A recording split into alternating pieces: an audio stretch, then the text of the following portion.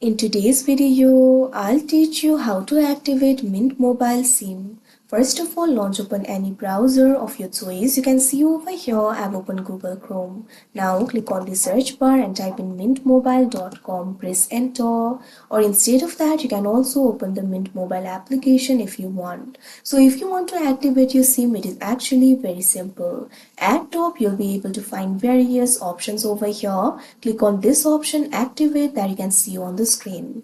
Now you'll be led to the activation interface of Mint Mobile. So in order to activate the Mint Mobile SIM, you'll need the 11-digit ACT code. It is located on the back of your SIM card. If you have an eSIM, it can be found in your email. So simply click on the field of ACT code and enter the 11-digit ACT code over here.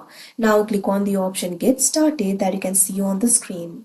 Now in another interface, what you have to do is choose your number. You'll be able to find two options: keep your current number, get a new number. Click on the option of your choice.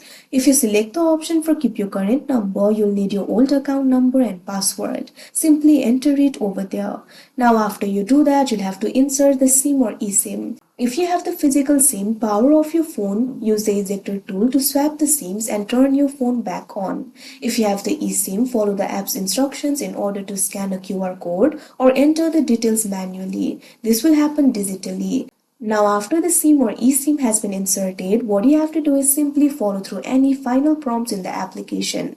If you do not get the service immediately, restart your phone. After you do that, the SIM will be activated and you'll be able to use it. So that is how you activate Mint Mobile SIM. I hope you found this video helpful. Thank you for watching.